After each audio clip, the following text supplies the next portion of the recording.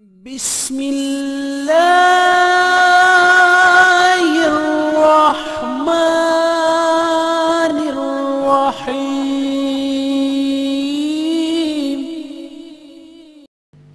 چھٹا سوال، چھٹی غلط فہمی ہے کہ اسلام خواتین کو اپنے حقوق نہیں دیتا، اسی لیے اسے حجاب میں رکھتا ہے۔ اسلام ڈیگریڈز وومن، اسلام خواتین کے حقوق نہیں دیتا، اسی لیے اسے حجاب میں رکھتا ہے اور اس کے اوپر ظلم کرتا ہے۔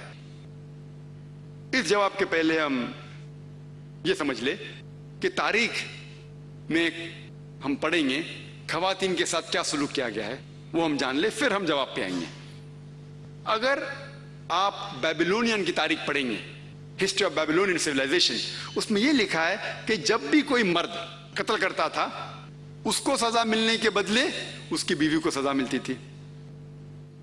اگر آپ گریک سیولائزیشن پڑھیں گے، اس میں ایک خاتون تھی جس کا نام تھا پینڈورا، ایک امیجنری وومن تھی پینڈورا، جو گریک لوگ کہتے تھے اس کے وجہ سے ساری مشکلات جو دنیا میں ہیں وہ اس خاتون کی وجہ سے ہے۔ ان کا ایک تصور تھا جو غلط تھا، اور اس گریک سیولائزیشن میں خاتون کی عزت ہی نہیں تھی، ویشیا پنا کافی کامن تھا، عام تھا۔ اگر آپ رومن سیولائزیشن پڑھیں گے، اس کے اندر بھی nudity and prostitution was very common, ننگا پن اور ویشیا پنا بہت عام تھا۔ خواتین لوگ صرف مزے کے لیے استعمال کیے جاتے تھے اور چھوڑ دیے جاتے تھے۔ اگر آپ ایجپشین سیولائزیشن پڑھیں گے، اس میں خواتین کو یہ کہا جاتا تھا کہ وہ شیطان کی ایک نشانی ہے۔ اگر آپ عرب سیولائزیشن پڑھیں گے، قرآن نازل ہونے کے پہلے عربستان میں یہ حال تھا کہ اکثر جب کوئی لڑکی پیدا ہوتی تھی اسے زندہ گاڑ دیا جاتا۔ الحمدللہ ثم الحمدللہ قرآن نازل ہونے کے بعد یہ جو غلط کام بند ہو گیا۔ افسوس کی بات ہے کہ اپنے ہندوستان میں اب تک ہے۔ اسلام ایک وہ مذہب ہے اور محمد صلی اللہ علیہ وسلم وہ شخص ہے جن نے خواتین کا عہدہ اونچا کیا، الحمدللہ، انہیں حقوق دیے، انہیں رائٹس دیے، لیکن اس کے ساتھ یہ بھی دکھایا کس طریقے سے حقوق کو قائم رکھے، کس طریقے سے اس عہدے کو قائم رکھے۔ ایک ہوتا ہے کہ کہنا کیا کرنا، اور کس طریقے سے قائم رکھنا وہ بھی بہت ضروری ہے۔ تو اسلام نے یہ بتایا کہ جب الحمدللہ خواتین کو اٹھایا گیا ہے، اور کلی طور پہ عام طور پہ مرد اور عورت اسلام میں برابر ہیں، کچھ چیز میں مرد کا درجہ اونچا ہے، کچھ چیز میں عورت کا درجہ اونچا ہے، لیکن کلی طور پہ دونوں برابر ہیں۔ تو جب اسلام نے، قرآن نے عورت کا درجہ اٹھایا، انہیں یہ بھی چیز دکھائی کس طریقے سے اس سٹیٹس کو برقرار رکھے، اس عہدے کو برقرار رکھے۔ اور اکثر لوگ بات کرتے خواتین کے حجاب کے بارے میں، اللہ سبحانہ و تعالیٰ قرآن مجید میں پہلے مرد کے حجاب کے بارے میں ذکر کرتے، پھر عورت کے۔ اللہ تعالیٰ فرماتے سورہ نور میں، سورہ نمبر 24 آیت نمبر 30 میں کہ اے مومن مرد، اے مومن، جب بھی آپ کسی خواتین کو دیکھیں گے تو نظر نیچے کرو۔ اس کا مطلب جب بھی کوئی مرد خاتون کو دیکھتا ہے اور کچھ بھی غلط خیالات اس کے دل میں آتے ہیں، امیڈیٹلی قرآن کا حکم ہے کہ نظر نیچے کرو۔ ایک وقت ایک مسلمان ایک لڑکی کو گھور کے دیکھ رہا تھا، تو میں نے اس سے کہا بھائی صاحب آپ کیا کہہ رہے ہیں، یہ حرام ہے۔ تو اس نے کہا کہ ہمارے محمد صلی اللہ علیہ وسلم نے کہا کہ پہلی نظر معاف ہے، دوسری حرام ہے، میں نے اب تک آدھی نظر بھی پوری نہیں کیا۔ تو محمد صلی اللہ علیہ وسلم حدیث میں فرماتے ہیں کہ پہلی نظر معاف ہے، دوسری حرام ہے۔ اس کے مطلب یہ نہیں کہ اب 10 منٹ تک کے لڑکی کو گھورتے رہو بنا پل کے جھپکائے اور کہیں گے کہ نظر پوری نہیں ہے۔ محمد صلی اللہ علیہ وسلم کہنا یہ تھا کہ اگر آپ انجانے میں کوئی خاتون کو دیکھ لیتے ہیں، لڑکی کو دیکھ لیتے ہیں، تو جان بوجھ کے اس کے طرف پھر سے مت دیکھو، اس کے خوبصورتی کو دیکھنے کے لیے جان بوجھ کے واپس سے مت دیکھو۔ دوسری آیت قرآن مجید کے اللہ تعالیٰ فرماتے ہیں سورہ نور میں، سورہ نمبر 24 آیت نمبر 31 میں کہ اے مومن عورتیں، اے مومنہ، آپ جب بھی کوئی مرد کو دیکھے تو اپنے نظر نیچے کرو اور اپنے سر کے اوپر جو کپڑا ہے یا دوپٹہ ہے اسے اپنی چھاتی کے اوپر ڈھانک لو، اور اپنی زینت किसी को भी मत दिखाओ, सिर्फ अपने शौहर, अपने बेटे, अपने वालिद और एक बड़ी फरिश्त है जो महरम जिससे शादी नहीं कर सकते हो दिया गया है। आम तौर पे हिजाब के लिए 6 फराइद, 6 नुक्ते हैं, 6 पॉइंट्स है। नंबर 1, एक्सटेंट औरा, जो मर्द के लिए है कम से कम नास से लेके घुटने तक, और खवातीन के लिए पूरा जिस्म ढका रहना चाहिए। सिर्फ जो दिख सकता है वो चेहरा और हाथ। कुछ उलमा कहते हैं ये भी ढका होना चाहिए। बाकी 5 बातें खवातीन और मर्द के लिए यकसा है। दूसरा पॉइंट, जो कपड़े वो पहन रहे हैं वो इतने पतले नहीं होना चाहिए ताकि कोई उसके आर पार दिख सके। तीसरा पॉइंट, ऐसे कपड़े, चुस्त कपड़े नहीं होना चाहिए जिससे जिस्म का ढांचा दिख सके। चौथा पॉइंट, कपड़े इतने भड़कीले नहीं होना चाहिए कि दूसरे जिन्स को मुतासिर करे।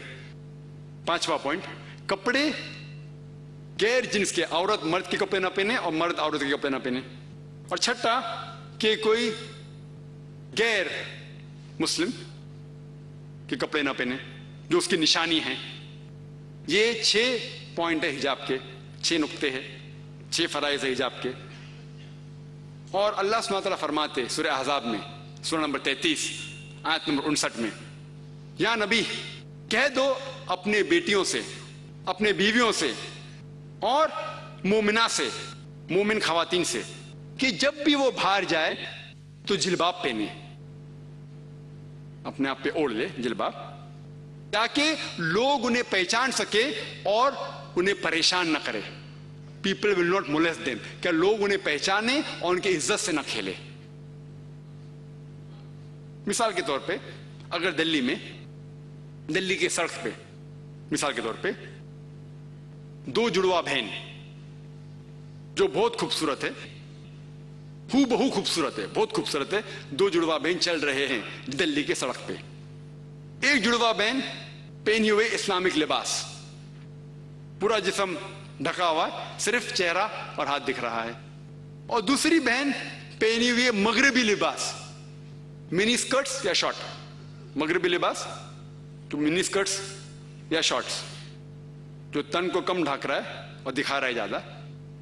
और दोनों जुड़वा बहन अगर दिल्ली के सड़क, कनॉट प्लेस, अगर वहां चल रहे हैं और सड़क के कोने पे, किनारे पे एक लफंगा ठहरा हुआ है लड़की को छेड़ने के लिए, मेरा यह सवाल है कि वो लफंगा किसको छेड़ेगा? वो बहन को जो इस्लामिक लिबास पहनी हुई है, हिजाब पहनी हुई, क्या वो बहन जो मगरिबी लिबास पहनी हुई है किसको छेड़ेगा? जो मगरिबी लिबास पहना हुआ है। कुरान सही कहता है कि हिजाब खवातीन को महफूज रखता है और इज्जत बरकरार रखता है।